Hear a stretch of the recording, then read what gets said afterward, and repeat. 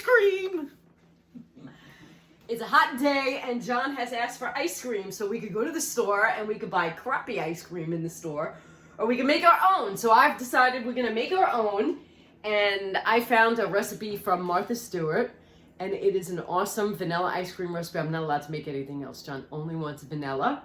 And I'm gonna read off the ingredients, and I'll also post it in the description. But we need 2 vanilla beans. And not all vanilla beans are created equal. So make sure when you are buying vanilla beans, they are nice and plump and they look moist. I got these from Amazon, but again, they're not all created equal. So just make sure you are looking and you read the reviews and you get the ones that everyone says are nice and long and plump and moist, like I did. This came from a company called Sava Trading, and they are Madagascar vanilla beans, which I understand are really strong in vanilla flavor. So 2 of these. We need 2 cups of milk. I'm using whole milk because we like nice creamy ice cream. We needed also 6 large egg yolks. That's coming later. I don't have them out on the table, but 6 large egg yolks, 3/4 of a cup of sugar plus 2 extra tablespoons. That's also coming later. 2 cups of heavy cream. So we've got the heavy cream here. And afterwards, just a teaspoon of pure vanilla extract. But the first thing we need to do is scrape down 2 of our vanilla beans with the milk on the stove top. Okay, my milk is in the pan, 2 cups. I've got my 2 very plump, aren't they gorgeous? Vanilla beans out. I've got to cut them and scrape them. I'm putting the rest back, and I'm trying to seal out all the air so that they stay nice and moist and plump. And unfortunately, my little paring knife has been overused, so I bought a blade sharpener. Fiskars, very good quality company. And I'm going to start by sharpening the blade because that will help me open up these vanilla beans. Long straight strokes, work down the edge.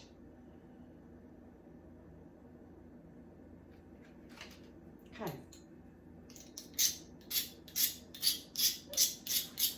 Can you give me that, please?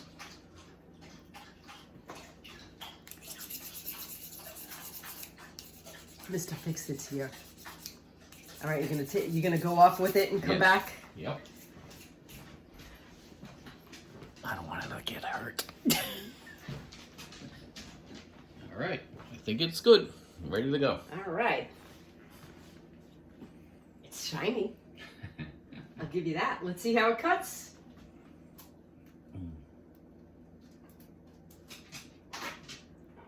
Brand new! He did, it's almost like it's brand new. You're awesome, handsome. Thank you. Okay, you're welcome. All righty, we're in business. So what I do, I just make life easy for myself. I cut the beans in half, and then I split them and peel them open. And as I said, when they are really plump and juicy, it's a pretty easy process. And then I'm gonna show it to you in a second once I have it open, like how, look at this awesomeness. All that, watch when I scrape it, goes into the pot with the milk. And I'm doing this, I put wax paper down on top of my cutting board so that if anything goes onto the wax paper, it's a lot easier for me to scrape it off the wax paper and into the pot. Look at this. Awesome. All going into the pot. So I'm going to do that for both pods, and then this goes on the stove. Okay, we're done scraping. See, it's all in the pot. I'm actually going to add the pods to the milk as well. And then this goes on the stove, and I'm going to do it on medium heat, and I just have to heat it until it scalds. Okay, while I have the milk scalding, I am going to start cracking the eggs and getting the egg yolks prepared in this bowl. So I have to separate the eggs. I have 6. We just need the yolks. And then tomorrow, I've got an egg white omelet to eat. It's fine by me. So that's what we're doing now. And again, my little handy dandy egg separator. If you don't have an egg separator, sometimes you'll see chefs going back and forth in the eggshell. But I don't know, this cost me $2 a long time ago. I don't know what they cost now. And you gotta be patient while it finds its way, while the albumin finds its way out and separating from the yolk.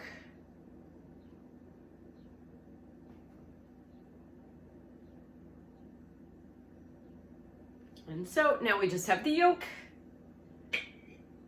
And I'm gonna go through that process 5 more times while still checking on the milk over here. It's looking good. And it's just about ready to be turned off. I will turn the camera around so you can see it too. Okay, I've turned the camera around so that you can see, and this is done. The milk is scalded. As you can see, the steam is coming out. And let's see. Can you see? So this is scalded. It now has to just rest for 30 minutes. It's time to whisk the egg yolks with the sugar. So I'm going to pour the sugar in.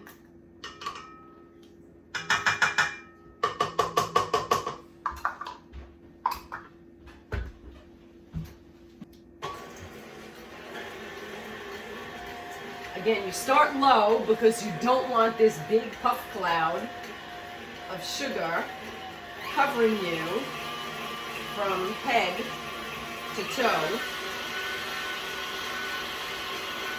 And I already see I need to scrape some of the sugar down.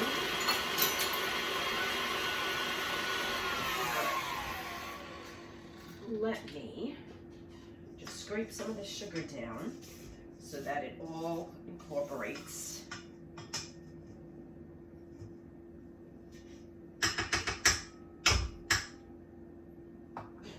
Okay.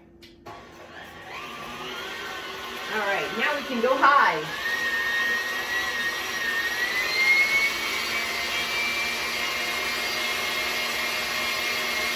Five minutes.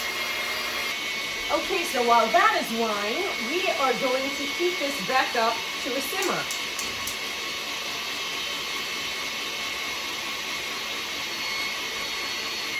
Okay, 5 minutes are up. This is almost simmering. Let's turn this noise off.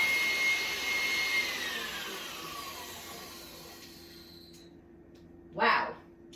What a difference. You know what? I'm just going to bring the camera this way and show you what it looks like inside. See how pale, yellow, and creamy that looks? That's the consistency we need. So let me put things back the way they need to be.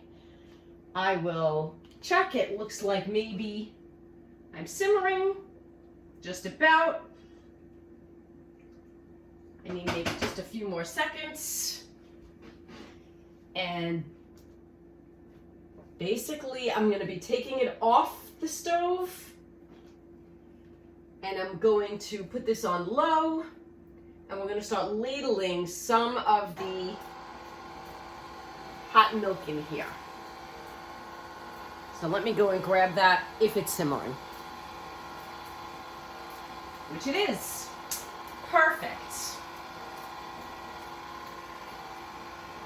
Perfect, perfect, perfect.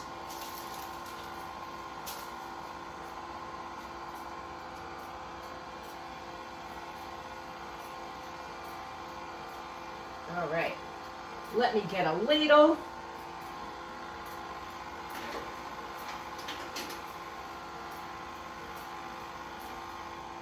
And we want to be very careful about how much and how fast we start to add the hot milk, because we do not want to curdle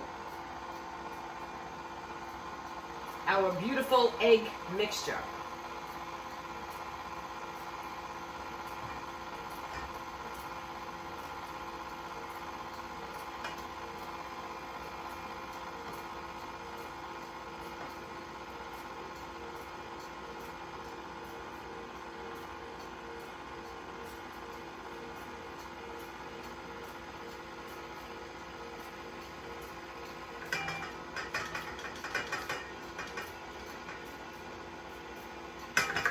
Basically, I have to get all of this milk incorporated in here very slowly without curdling the eggs. Okay, it's all mixed together. And now it is time to go back into the pan. One more time.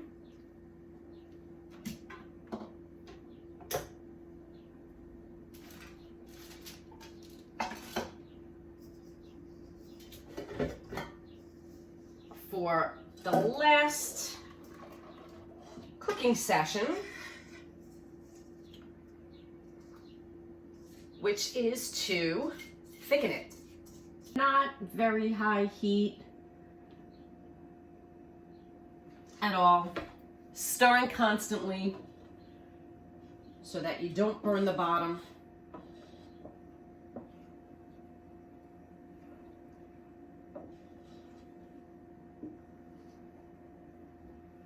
And we'll just keep doing this until we feel it. You'll be able to actually feel this thicken. So 3 to 5 minutes, stirring constantly, and I will show you what it looks like once it's thickened. You know that you're ready when you have the back of the spoon, and if you draw a line like this, the line stays. So this is ready. We're gonna take it off the stove. And we want it to stop cooking, really. So we're gonna go and we are gonna grab the cream, and we're gonna put the cream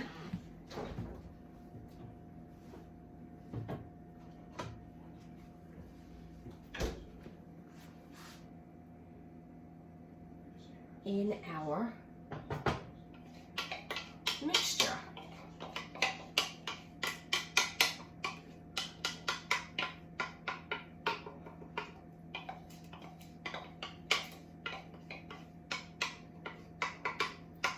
We're gonna give this a stir.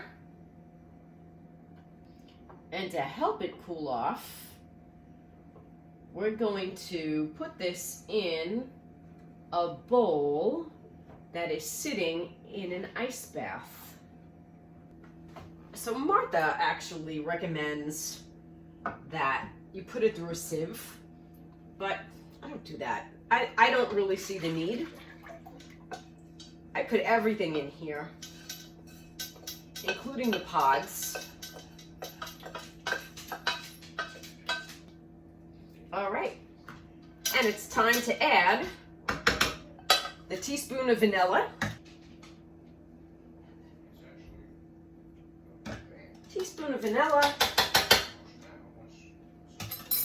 and we're going to keep swirling it. It's already sufficiently cooling down thanks to it sitting on top of this ice bath. I'd also put the bowls in the freezer too to make them really cold. If you have room in your freezer to do that, it just helps the mixture cool down even faster. That's it for now. It's got to spend a couple of hours in the refrigerator, and then it goes in the ice cream maker. So we could have ice cream. We could have ice cream tonight. Okay, we're in a cooler part of the house. It is now time to bring out the cooled cream mixture that's going to turn into ice cream. and the frozen churner part of it that's been in the freezer for 24 hours. Okay, here is our frozen ice cream churn.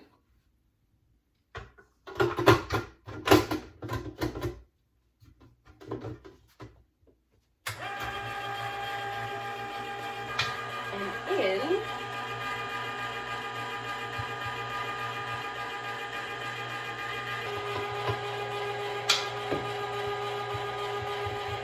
it's pretty loud, so hopefully you hear me. In about 25 minutes, we should have ice cream. It's ready, and I'm coming in for a closer look. Can you see this? It's amazing. Wrong spoon. That's John's spoon.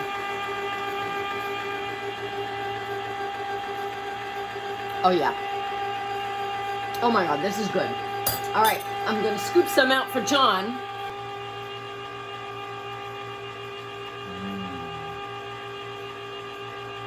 It's a winner? Very good. Oh, yeah, very good. All right. So all I have to do now is stop the churn, put it in a freezer-proof container. It's good. It's And good. I swear it's good. And we're done. It is so good.